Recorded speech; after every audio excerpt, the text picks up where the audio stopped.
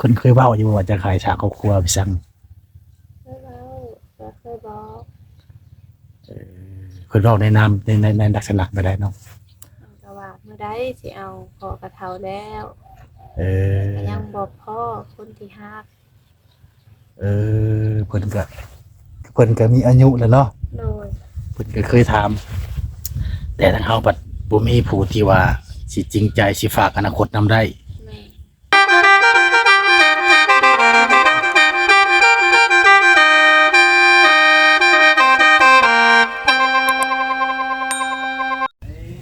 โอเคพี่น้องเอ้ยเนาะหมวดเสิร์ชวันนี้ก็พา FC มาโอมาลมกับสาวโสดหน้าใหม่ที่ว่าหน้าตาดีนั่นแหละพี่น้องเอ้ยเนาะสบายดีนะ น้องสวัสดีชื่อแบบใดน้องชื่อว่าสุรีโอ้สุริสาวสุริเนาะอายุจักปีแล้วปัจจุบันอายุ23ปี23ปีโอ้23ปีคืออยากออกมาถ่ายคลิปเนาะอยากหาคนคุยอยากหาคนคุยแม่ก็เป็นผู้งามคักแน่ก็บ่มีใช่บ่คนคุยมีก็บ่ถูกใจมีอยู่แต่บ่ถูกใจแม่ปัจจุบันมีผู้ทักเข้ามาอยู่บ่ก็มีอยู่มีในนามแบบใดซะร่วมกันลมธรรมดานี่แม่อย่างว่าแบบสถานะเป็นแฟนเป็นหยังกันบ่แม่นบ่บ่มีแบบนั้นแบบลมรู้จักลือเคยธรรมดาแม่โอ้คือน้องเนี่ยเป็นลูกสาวผู้ที่ตัวใดซะผู้ที่สอง ผู้ที่สองมีเอื้อยหรือมีอ้ายมีเอื้อยกับน้องสาวเอื้อยก็สร้างครอบครัวแล้วบ่ยังยังน้องสาวก็ยังโดยโอ้มีแต่คนโสดเนาะโดยอืมเอื้อยได้สามีผู้บ่าวแล้วบ่เอื้อยมีกะล่มไปซะแล้วบ่ทันได้สร้างครอบครัวลมในนามเป็นคนโสดเนาะโดยเป็นวัยรุ่นอืมคือออกมาถ่ายคลิปออกมาเปิดใจนี่มีผู้แนะนำให้บ่น้องหรือว่าอยากออกมาเปิดใจเออง ยากออกมาเปิดใจเองแบบว่าเขาโสดโดยแบบเห็นคลิปเขาไปสั่งบ่คือไปได้ก็เห็นหลายคนอยู่แต่ว่าตัดสินใจลงเบิ่งว่าจะมีคนคุยแท้บ่เห็นคนทายหลายคนเนาะโดยแต่บ่ฮู้จักก็เพิ่นนี่ทายไปแล้วมีคนคุยหรือบ่แม่นมีน้องก็เลยตัดสินใจโดยทายลองเบิ่งโดยว่าสิมีคนมาสนใจหรือบ่เนาะอืมในกรณีบ่มีเด้อจ้ะเนาะครับบ่เป็นหยังถ่ายคลิปไปแล้วบ่มีคนสนใจก็บ่เป็นหยังเนาะโดยถ้าว่ามีผู้สนใจเด้อจ้ะว่าก็ร่วมกันดนบ่ก็ศึกษากันบ่ดนทิศช่องทิศคันเข้าใจกันก็โอเคแหละ เป็นแฟนได้เนาะโดยอืมคือที่ผ่านมาได้จ้ะเคยมีแบบแฟนเป็นจริงเป็นจังอยู่บ่คือบ่ได้เลยว่าบ่คุยมีแต่ลมไปเรื่อยลงไปเรื่อยๆคือรู้จักกันแชตติดนํกันโทรหากันแบบนี้ๆก็บ่ได้เป็นจริงเป็นจังเนาะแม่นแบบว่ายังบ่ทันมีผู้ที่ว่าสิมาจริงจังนำแม่นอืมคือน้องปัจจุบัน23ปีโดยถ้ามีคนมักแบบพร้อมอยากสร้างอนาคตไปนำกันนี่เด้อซะน้องพร้อมแล้วบ่อายุส่ำนี่พร้อมพร้อมเนาะโดยถ้ามีคนจริงจังจริงใจนำโดยพี่น้องเอ้ยเนาะที่ผ่านมาเด้อซะเคยไปไทยบ่เคยไปได้บ่เคยโอ้บ่เคยไปไทยจักเทื่อแม่นเรียนจบม.7 แล้วก็อยู่บ้านโดยเรียนจบมาแล้วก็เลี้ยงเป็ดเลี้ยงไก่โอ้เลี้ยงงัวควายเลี้ยงเป็ดเลี้ยงไก่งัวควายน้ำเฮือนน้ำซ่านนี่เนาะโดยเห็นไร่เห็นนาน้ำพ่อน้ำแม่แม่นโอ้ยังก็บ่ได้ไปเรียนต่อวิชาเฉพาะบ่บ่ได้ไปเรียนต่อแบบบ่มักบ่หรือว่าแนวใดบ่มีทุนถ้าไปก็ต้องมีงบประมาณเนาะโดยอีกใช้แบบครอบครัวเฮามันแบบยังบ่ถูกบ่ทันโดยแล้วก็เราบ่ได้ไป โดยซุมื้อนี่ก็มีแต่เฮ็ดไร่เฮ็ดนานํพ่อนํแม่ โดย คือช่วงเฮ็ดหยังช่วงแล้วนาเลย แล้วหน้าก็อยู่เลี้ยงเป็ดเลี้ยงไก่ โอ้เลี้ยงเป็ดเลี้ยงไก่ขาย แม่น มีเป็ดมีไก่หลายบ่ ก็บ่หลาย30 พอได้ขาย โดย อืม มันใหญ่เพิ่นทำซื้อแล้วก็ขาย อืมบ่แม่นมาเลี้ยงสัตว์เป็นอาชีพแท้บ่แม่นเนาะ บ่ พอได้ขายพอได้ใช้ได้จ่ายแต่ละมื้อ แม่น แบบสเปคเด้อซะน้องสเปคที่ว่ามักผู้ชายนี่นะสเปคน้องแบบ มา ใด คนสูงกว่าแล้วก็มีอายุ มักคนสูงกว่า แม่น มักคนมีอายุ โดย น้องสูงเท่าไหร่ สูง1.55สูง155ต้องแม่น156ขึ้นเมื่อเนาะ โดย เออมักคนมีอายุเอาคือบ่มักคนรุ่นราวเขาวเดียวเนาะ มันบ่เข้าใจกันลมเดียวหน่อยหนึงก็ผิดใจกัน โอ้แบ ล บ มคนมีอายุกว่าเดี๋ยวเพิ่นสิเอาใจเฮาเก่ง แบบคนรุ่นเดียวกันนี่มักงอนบ่เข้าใจกัน แม่น และคนมีอายุนี่คิดว่าเขาสิเอาใจเฮาเก่ง แม่น หรือว่าน้องเคยคบมาแล้วว่าคนอายุสูง ก็บ่เคยคบแต่เคยลม คิดว่าแต่แบบนั้นเนาะ โดย โอ้คือน้องว่ามักคนมีอายุนี่มักคนมีอายุสูงนี่ซำใดเนาะอายุ ประมาณ30 50หรือว่า60ก็ได้ 30 50 โดย 60ซ้ำนี่บ่ซ้ำนี่นี่เอาได้บ่น้องถ้าเพิ่นมักเพิ่นฮักนะ ได้ คือน้องเปิดคลิปเปิดใจเนาะบัดนี้คือน้องว่า30 60บัดนี้เพิ่นเห็นคลิปที่น้องเว้าแบบนี้บัดตรงกับอายุเพิ่นซ้ำนี่หั้นนะ โดย บัดนี้เพิ่นมักอยากได้น้องเป็นลูกเป็นเมียบัดสิเอาได้อีหลีบ่ ก็ร่วมกันเข้าใจกันแบบเพิ่นเฮ็ดให้เฮาเห็นเฮ็ดให้เฮาเสียใจมั่นใจก็เอาได้ อืม60เอาได้เนาะ โดย สำคัญเลยคือลมกันแล้วเพื่อว่าเพิ่นนี่แบบแสดงออกมาว่าให้เฮานี่แบบว่า มีความเชื่อมั่น แม่ ไว้ใจได้ โดย โอ้เอาได้เนาะ โดย บ่ได้แม่นเว้าไปละล่าติเนาะอันนี้เว้าความจริงว่า แม่ อืมโดยเอาฝากถึงพี่น้อง FC พี่น้องไว้เนาะถ้าผู้ใดมีความสนใจอยากลมอยากคุยหรือว่า อยากเป็นเคยลาวพี่น้องไว้เนาะลองทักทายเข้ามาลองเบิ่งถ้า FC ทานได้อยากเป็นเคยทางฝั่งลาวก็ได้ คือน้องสุริปัจจุบันนี่ก็23ปีนี่ก็พร้อมอยากสละความโสดแล้วล่ะพี่น้องไว้เนาะแต่ก็ โดย บ่ทันมีผู้ใดสิมาจริงใจจริงจังนำจักเทื่ออืมปัจจุบันนี่ก็มีแต่ลมแบบธรรมดา แม่ เขาบ่หึงบ่หวงบ่สนอง บ่ต่างคนต่างลมแบบบ่ได้จริงจัง อืมพอบ่เหงา แม่น ลมพอบ่เหงาเนาะบางเทื่อเขาถามมีผู้บ่าวกับพ่อจ้อบ่มีในนามว่าคนโสดเนาะ โดย คนไทยใสสนองรู้จักปัจจุบัน ใกล้ ใกล้ๆแถวบ้านเดียวกัน ๆโดย อย่าว่าเปิดเห็นน้องออกมาเปิดคลิปนี่เพิ่นสิหึงเพิ่นสิหายหันนะ บ่หาย บ่หายเนาะ โดย อืมถ้าสมมุติเนาะคือน้องเปิดคลิปไปแล้ว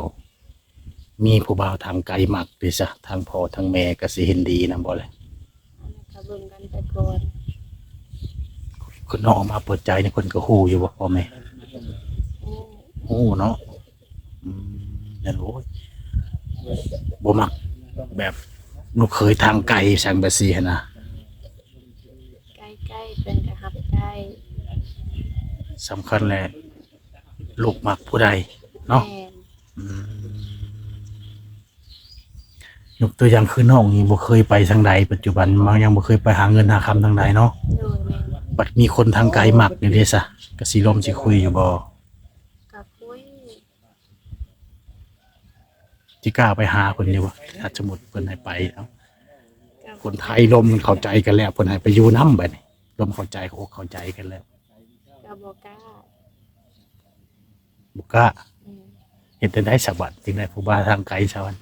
เพิ่นมาหาก่อน โอ้ยเพิ่นมาพิศกรเนาะ โดย ให้พ่อให้แม่รู้จักนำซะก่อน แม่น อืมถือว่ามี FC สนใจจะมาลินมาเที่ยวนี่ก็ยินดีให้มา แม่น อืมก็คือว่าแหละพี่น้องเอ้ยทางน้องสุริเพิ่นนี่ก็เป็ดไก่นี่มีหลายพี่น้องเอ้ยมาลินมาเที่ยวนี่ คือสิได้กินต้มเป็ดเพิ่นแน่นอนเนาะ โดย อืมคือน้องว่าเฮ็ดให้เฮ็ดนาน้ำพ่อน้ำแม่แต่ละปีได้ซะได้หลายบ่เข้า กุ้มอยู่กุ้มกินประมาณ กุมอยู่กุมกินลอยปลายกระสอบ โดย ถือว่าวิลำเพื่อนนี่มี4-5 คนเนาะ โดย ก็ว่าลูก3 คน แม่น มีเอื้อยมีน้อง แม่นแล้วก็พอ ผู้หญิงทั้งหมดเนาะ โดย ผู้ชายมีแต่พ่อผู้เดียว แม่น บ่ได้เคยไปสมัครโรงงานนิคอนบ่ที่ผ่านมานั่นได้ บ่ ไปไทยได้ถ้าบ่ได้ขึ้นจากไปบ่ คือจะไปอยู่แต่บ่มีครูอยู่น้ำพอ อืมบ่มีผู้อยู่นำพ่อเพิ่นอายุเพิ่นหลายปานใดแล้วเนาะ 51 โอ้51 ปีคือเอื้อยคือน้องเพิ่นก็อยู่บ้านหมดเลยไปไทยบ่ เอ้ยน้องของพ่อ เป็นน้องของน้องเอื้อยน้อง อ เจ้า ยู่ นี่ น้ำกันอยู่เรือนนำกันเลย โอ้บ่ได้มีผู้ใดไปทางใดเนาะ แม่น เอื้อยก็อยู่บ้าน แม่น น้องก็อยู่บ้านคันว่าสิไปหาเงินหาคำพัดบ่มีผู้อยู่นำพ่อนำแม่ แม่น คือเฮ็ดให้เฮ็ดนานี่จ้ะคือพ่อเพิ่นมีอายุแล้วพาขาดพาไทย พอได้เห็ดยังบ่มีครูพาเห็ดเด็ก แล้วปีหน้าได้ลูกเคยคือลูกเคยได้เนาะ แม่น อืมคนเคยเว้าอยู่ว่าจะขายฉากครอบครัวพี่ซัง เคยเว้าก็เคยบอก คนเว้าในนามในลักษณะบ่ได้เนาะ มันก็ว่าเมื่อใดสิเอาพอกระเฒ่าแล้ว เออ ก็ยังบอกพ่อคนที่ฮัก เพิ่นก็มีอายุแล้วเนาะ โดย เพิ่นก็เคยถาม แต่ทางเฮาบัดบ่มีผู้ที่ว่าสิจริงใจสิฝากอนาคตนำได้ แม่ ในใจก็คิดอยากสร้างครอบครัวอยากได้อยู่เนาะ โดย แต่มันบ่มีถ้าเป็นคนไกลเจ็ดได้ต้องสิไปอยู่น้ำเพิ่นบ่สิมาพี่ถ้ามี ถ้าเพิ่นมาอยู่พี่บ่ได้ก็จำเป็นต้องไปอยู่นำเพิ่น โอ้ก็ต้องเบิ่งเงื่อนไขเนาะ โดย โดยก็บ่แม่นว่าต้องตายตัวว่าต้องมาอยู่พี่โลดก็บ่แม่นเนาะ โดย ต้องเบิ่งเงื่อนไขบ่อยู่พุ่นมันสะดวกกว่าหรือพี่สะดวกกว่าก็จึงว่ากัน โดยพี่น้องเอ้ยคือสมมุติแบบมีผู้สนใจอยากร่วมอยากคุยนี่สะดวกร่วมกับเพิ่นช่วงใดซะเนาะ อันช่วงแรงๆคันประมาณ30 โมงก็ออกละบ่ละควายประมาณ5 6 โมงได้ โอ้5-6 โมงนี่สะดวกว่างเนาะ โดย ออกลัดงัวลัดควาย แม่นออกไปไหนเอาอยู่นาเด้งอปล่อย โอ้คือช่วงนี้นี่เฮาแล้วเขาแล้วเฮาก็ปล่อยงัวปล่อยควาย ๆแม่น แสดงว่าเราต้องไปไล่ทุกมื้อ แม่นเพราะว่ามันบ่มาเอง โอ้ยามเช้าแล้วก็ปล่อย แม่น ยามช่วง แรงๆ แรงๆ 3-4 โมงนั่นก็ไปไล่ แม่น ไปคนเดียวกับเอื้อยแล้วบ่ ไปกับน้องเอื้อยอยู่นึงเขาเฮ็ดกิน อืมไปกับน้องสาว โดย หลายบ่งัวควาย งัวสิ5 โตวควายอัน4 โตว เป็นเก้า โดย เป็ดไก่อีกเนาะ โดย โดยพี่น้องเนาะหรือว่าผู้ใดมักผู้สาวแบบบ้านๆพี่น้องทักทายเข้ามาลองเบิ่งเนาะ โดย พี่น้องเพิ่นก็เลี้ยงงัวเลี้ยงควายเลี้ยงเป็ดเลี้ยงไก่เป็นอาชีพเสริมนอกจากเฮ็ดไร่เฮ็ดนาแล้วก็ได้สมมุติเลี้ยงเป็ดเลี้ยงไก่ขายปีหนึงรายรับได้หลายบ่ซั่นเนาะ ก็บ่อันนั้นขายพอได้ซื้อแบบมันใหญ่บ่ขาย4 5 โตวก็100,000 200,000ประมาณนี้เพราะว่าบ่แม่น บ่ได้เลี้ยงหลายหั้นนะ แบบเฮาใช้ประจำวันนี่ก็พอบ่ใช้เพียงพอบ่ บางทีก็พอให้ค่าเขาวนํ เดี๋ยวเราได้ข่าวลายเนาะ โดย ขายเขาได้เลี้ยงเป็ดเลี้ยงไก่ได้เอาเขาคือเป็ดเกลือไก่ได้เนาะ โดย แน่นอนแหละพี่น้องเนาะชีวิตของคนทางชนบทเขาก็อาจจะเป็นแบบนี้การใช้ชีวิตโดยพี่น้องโดยคือน้องใช้โทรศัพท์นี่ใช้แบบติดต่อทางใดซะ ทางเฟซไลน์ โอไลน์ก็มี โดย WhatsApp ก็ลิน โดย แบบลินไลน์เนี่ยฮะก็ลินตอนนั้นเปิดคลิปที่บ่คือไปได้ แม่ ตะกี้นี่ก็บ่ได้เคยลินเนาะ ตะกี้ดิแต่ Facebook กับแอป โอ้ตะกี้ลินทาง Facebook แล้วก็ WhatsApp โดย บัดนี้ออกมาเปิดใจแล้วก็คิดว่าต้องได้ผู้บ่าวเนาะ โดย ก็เลยตั้งไลน์ แม่ ที่ว่า เป็นเทื่อที่สองเนาะที่เปิดคลิปแม่นบ่ โดย ครับมื้อนี้เป็นมื้อที่สอง โดย ก็มีผู้บ่าวทักเข้ามาอยู่ นี่ เป็นคนไทยไสน้อง คนไทย โอ้เป็นคนไทยก็เป็นคนที่มีอายุสูงที่น้องวางเป้าไว้อยู่บ่ จังหวะบ่ได้ถาม บ่ได้ถามเพิ่นเนาะ โดย โอ้บ่ได้วิดีโอคอลหาบ่ซะเลยไปได้ บ่คนบ่ว่าง โอ้แบบจะโทรทาง Messenger ธรรมดา โดย มื้อนี้ลมแล้วบ่มื้อนี้ ฮะ ว่ามื้อนี้ลมกันแล้วบ่มื้อนี้ ร่มแล้วแต่เช้า โอ้ส่วนหลายเพิ่นสิว่างช่วงเช้าบ่คือไปได้ จังหวะเพิ่นอันแชทมาตอนเช้าพอดีน้องก็ไปผูกแขนแล้วก็บ่ได้ลิดโทรศัพท์ โดยถือว่าเป็นเฟซเป็นไลน์นี่ก็ยังแจกคือเก่าบ่คือแบบใด โดยแจกคือเก่า โอ้คือผู้เพิ่นทักมานี่เพิ่นทักมาแนะนำแบบใดซะแบบ คนคุย คนคุยเนาะเพิ่นก็ยังบ่ทันเว้าว่าแบบบ่ฮักบ่มักดอกเนาะ โดย โอ้เป็นเฟซเป็นไลน์เป็น WhatsApp ถ้ามี FC สนใจอยากได้นี่ก็แจกคือเก่า โดย แบบบ่มักที่ผู้ชายเป็นนี่บ่มักหยังน้อง บ่มักติดมือ โอ้คนติดลิ้นติดมูนบ่มักเนาะ โอ้กินเหล้าสูบยาได้ปกติบ่คือแบบใด กินเหล้าอันสูบยานี่ได้แต่บ่ให้กินดุโดนๆกินเทื่อ โอ้แบบว่าต้องเป็นยามเทศกาลมื้อเตรียมเป็นงานเนาะ โดย ถ้าประจำหลายก็บ่โอเคแม่นบ่ แม่ อืมโดยเฉพาะแล้วผู้ชายแบบแคร์หมู่เนาะ โดย บ่โอเคอีกอันนี้ก็ แม่ อืมโดยอ้าวสฝากพี่น้องเอ้ยเนาะพี่น้อง FC 60 ลงมาหา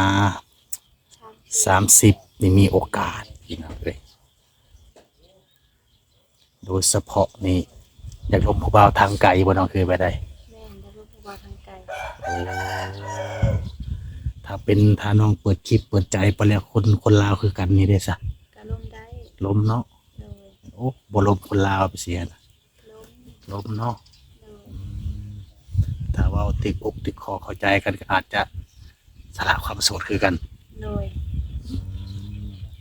ถือว่าใช้เวลาศึกษากันนี่2-3 อาทิตย์ โดย โอเคใช่พี่น้องเอ้ยเอาซ้ำนี้ก่อนไว้โอกาสหน้ามาอัปเดตให้อีกโดยเฉพาะคืนน้องสุริเพิ่นก็ว่างงานกับว่าแม่น้องเนาะบ่ได้เฮ็ดหยังพี่น้องเอ้ยมีแต่เลี้ยงเป็ดเลี้ยงไก่เลี้ยงงูเลี้ยงควายนำเฮือนนี่แหละถ้ามื้อใดว่างก็สิได้นัดกันมาอัปเดตมาถามข่าวให้อีกเทื่อนึงหลังจากที่เปิดคลิปเปิดใจไปแล้วนี่มีคุณคุยหรือยังก็สิได้มาถามให้ FC ได้รับรู้ไปนำกันเนาะ โดยสถานกะกับก่อนน้องเนาะโดยสบายดี